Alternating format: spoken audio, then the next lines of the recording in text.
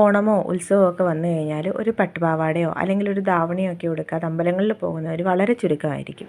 ബ്ലൗസിൻ്റെ സ്റ്റിച്ചിങ് കുറച്ച് ബുദ്ധിമുട്ടാണെങ്കിലും പാവാട നമുക്ക് സ്റ്റിച്ച് ചെയ്തെടുക്കാൻ വളരെ എളുപ്പമാണ്. അപ്പോൾ അതെങ്ങനെയാണെന്ന് നമുക്ക് നോക്കാം. ഈ മെറ്റീരിയൽ ഞാൻ മീഷോയിൽ നിന്നായിരുന്നു പർച്ചേസ് ചെയ്തിട്ടുണ്ടായിരുന്നത്. സാധാരണ പാവാട തയ്ക്കാനായിട്ട് നമുക്ക് ആവശ്യമായിട്ട് വരുന്നത് 4 മീറ്ററാണ്. പക്ഷേ ഇതൊരു 2.25 മീറ്റർ മാത്രമേ ഉണ്ടായിരുന്നുള്ളൂ. പക്ഷേ പാവാട തയ്ക്കാൻ ആ ഒരു 2.25 മീറ്റർ തന്നെ മതിയായിരുന്നു. അത്യാവശ്യം നമുക്ക് ഫ്ലെയറുള്ള രീതിയിൽ തന്നെ നമുക്ക് ആ ഒരു പാവാട തയ്ച്ചെടുക്കാം. പിന്നെ മെറ്റീരിയലാണെങ്കിലും അതിന് കംപ്ലൈൻറ്റോ കാര്യങ്ങളോ ഒന്നും ഉണ്ടായിരുന്നില്ല.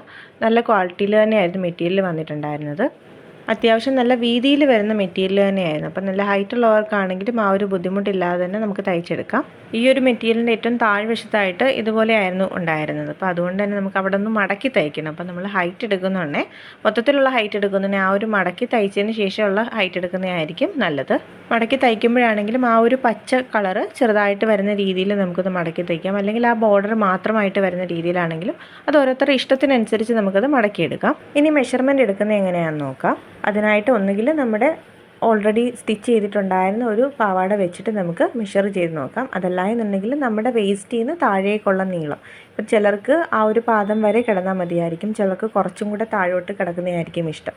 അപ്പോൾ അതനുസരിച്ചിട്ട് ഓരോരുത്തരുടെ ഹൈറ്റ് നമുക്ക് നോക്കിയെടുക്കാം. ടോട്ടൽ നമുക്ക് വേണ്ട ലെന്തിന് നമ്മൾ ഈ പാവാടയുടെ മുകൾ ഭാഗത്തായിട്ട് നമുക്ക് ആ ഒരു കെട്ട് വരുന്ന ഭാഗം ഉണ്ടല്ലോ, അപ്പോൾ ആ ഭാഗത്തിൻ്റെ നീളം എത്ര എന്നുള്ളതും കൂടെ നോക്കിയിട്ട് വേണം നമ്മൾ ഫുള്ളായിട്ട് കട്ട് ചെയ്യാനായിട്ട്. അപ്പോൾ ഈ ഒരു പാവാട ഞാൻ എടുക്കുന്നത് 2 ഇഞ്ചാണ് ഏകദേശം ഇതിൻ്റെ ആ ഒരു പടിയുടെ വീതി വരുന്നത്. അപ്പോൾ നമുക്ക് 1 ഇഞ്ചോ അല്ലെങ്കിൽ 1.5 ഇഞ്ചോ 2 ഇഞ്ചോ നമ്മുടെ ഇഷ്ടത്തിന് അതും എടുക്കാം.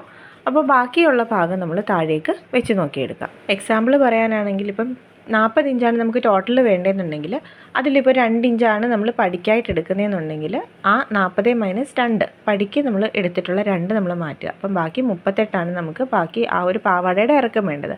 പിന്നെ നമ്മൾ മുകളിലായിട്ട് ആ പടി ചേർത്ത് തയ്ക്കാനായിട്ട് നമുക്ക് അവിടെ ഒരു ജോയിൻറ്റ് വരുന്നുണ്ട്.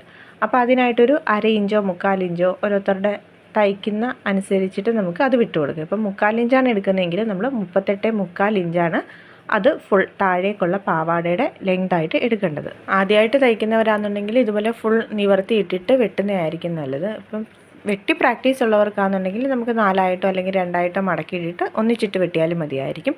അപ്പോൾ താഴേന്ന് ആ ഒരു ബോർഡറിൽ നിന്ന് മുകളിലേക്ക് മാർക്ക് ചെയ്ത് കൊടുക്കുക. അപ്പോൾ നമുക്ക് 38 ആണ് ലെന്ത് വേണ്ടെങ്കിൽ 38.5 അല്ലെങ്കിൽ 38.25 ആയിട്ട് നമ്മൾ ഫുൾ അതുപോലെ മാർക്ക് ചെയ്ത് കൊടുത്ത് ലൈൻ വരച്ചിട്ട് നമുക്ക് അങ്ങനെയും കട്ട് ചെയ്താൽ മതിയായിരിക്കും. ഇനി ഇത് കട്ട് ചെയ്ത് കഴിഞ്ഞിട്ട് നമുക്കിത് ഞുറു എടുക്കുന്നത് എങ്ങനെയാണെന്നും കൂടെ നോക്കാം. ഞുറു എടുക്കുന്നതിന് മുൻപ് തന്നെ നമ്മൾ ശ്രദ്ധിക്കേണ്ടത് നമുക്ക് തയ്യൽ തുമ്പ് വേണം. ഞാനിവിടെ ഒരു 2 ഇഞ്ച് തയ്യൽ തുമ്പിനായിട്ട് വിട്ടിട്ടുണ്ട്. ഇനിയും ബാക്കി നമുക്ക് 1 ഇഞ്ചോ 1.5 ഇഞ്ചോ ആയാലും മതിയായിരിക്കും. ഞാനിവിടെ 2 ഇഞ്ചാണ് തയ്യൽ തുമ്പിന് എടുത്തിട്ടുള്ളത്. ഇനി നമുക്ക് ഞുറു എടുക്കാനായിട്ട് തുടങ്ങണം. അപ്പോൾ അതിനായിട്ട് ഞാൻ ആദ്യമേ പറഞ്ഞതുപോലെ തന്നെ തുണിക്ക് നീളം കുറവായതുകൊണ്ട് തന്നെ ഞാൻ ചെറിയ ഞുറുവാണ് ഇവിടെ എടുക്കുന്നത്.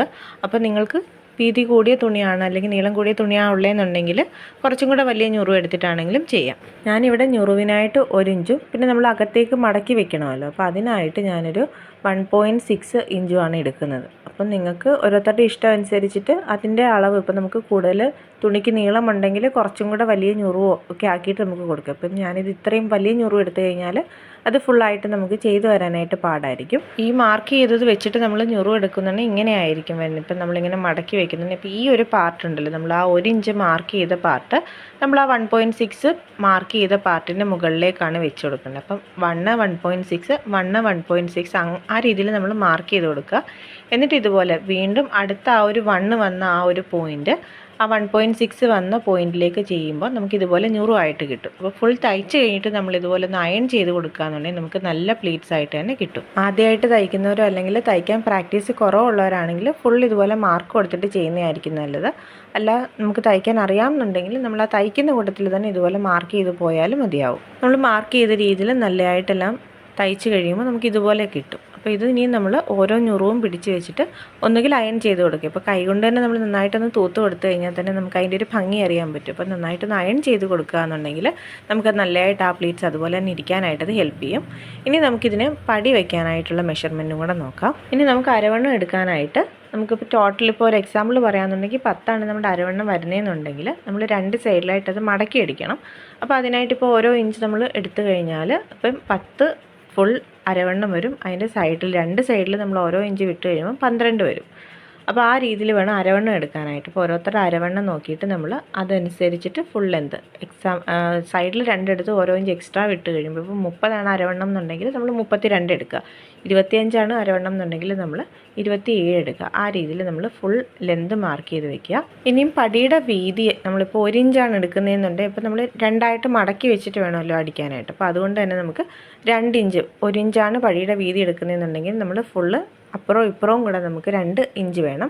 പിന്നെ നമ്മൾ ആ 2 സൈഡിൽ നമുക്ക് തയ്യൽ തുമ്പ് വേണം. അപ്പം ഏകദേശം 3 ഇഞ്ച് എടുക്കണം. ഇപ്പം 1 ഇഞ്ചിൻ്റെ പടിയാണ് നമുക്ക് വേണ്ടെങ്കിൽ 3 ഇഞ്ച് വീതി എടുത്തിട്ട് വേണം നമ്മൾ തയ്ക്കാനായിട്ട്. 3 ഇഞ്ച് വീതിയും പിന്നെ നമ്മൾ നേരത്തെ പറഞ്ഞ പോലെ വേസ്റ്റിൻ്റെ ഫുൾ ലെന്തും കൂടെ മാർക്ക് ചെയ്തിട്ട് നമുക്ക് ആ റെക്റ്റാങ്കിൾ പീസായിട്ട് കട്ട് ചെയ്ത് ഈ 2 സൈഡ്, ഈ അറ്റത്ത് വരുന്ന 2 സൈഡ് ഒന്ന് മടക്കി അടിച്ചിട്ട് നമ്മൾ നേരത്തെ ഒരു ഞുറു എടുത്ത് വെച്ചിട്ടുള്ള പീസിലേക്ക് ജോയിൻ ചെയ്ത് കൊടുത്തു കഴിഞ്ഞാൽ നമുക്ക് ആ ഒരു പടി ഭാഗം റെഡിയായിട്ട് കിട്ടും. ആ ഒരു പാവാടയുടെ ഭാഗത്തേക്ക് നമുക്ക് ഇലാസ്റ്റിക് കയറ്റണം എന്നുണ്ടെങ്കിൽ അങ്ങനെ ചെയ്യാം. ഇനി നാടയാണ് ഇടുന്നതെന്നുണ്ടെങ്കിൽ അതിനുള്ളൊരു ഗ്യാപ്പ് വിട്ടിട്ട് ബാക്കി നമ്മൾ ആ ഞുറു എടുത്ത പീസിൻ്റെ ആ 2 സൈഡൂടെ ചേർത്ത് താഴേക്ക് അടിച്ചു കഴിഞ്ഞാൽ നമുക്ക് പാവാട റെഡി ആയി കഴിഞ്ഞു. ഇങ്ങനെ നമുക്ക് ഈസി ആയിട്ട് നമുക്ക് പാവാട തയ്ച്ചെടുക്കാം. ഇപ്പം മെറ്റീരിയലൊക്കെ അവൈലബിൾ നമ്മുടെ കയ്യിൽ ഓൾറെഡി ഉണ്ടായിരുന്ന ബ്ലൗസിൻ്റെ കൂടെ പെയർ ചെയ്യാനാണെങ്കിൽ നമുക്കിതുപോലെ മെറ്റീരിയൽസ് എടുത്തു കഴിഞ്ഞാൽ ഈസി ആയിട്ട് പാവാട തയ്ച്ചിട്ട് നമുക്കിതുപോലെ പെയർ ചെയ്തിടാനായിട്ട് പറ്റും. ഇത് നമ്മൾ ഇതിൻ്റെ സെയിം മെറ്റീരിയൽ ബ്ലൗസ് കൊണ്ട് തന്നെ നമുക്ക് ഇതുപോലെ പ്രിൻസസ് കട്ടൊക്കെ വെച്ചിട്ട് കുറച്ച് ലെന്തായിട്ട് തയ്ച്ച് കഴിഞ്ഞാൽ നമുക്ക് ബ്ലൗസും പാവാടയായിട്ടാണെങ്കിലും ഇടാം.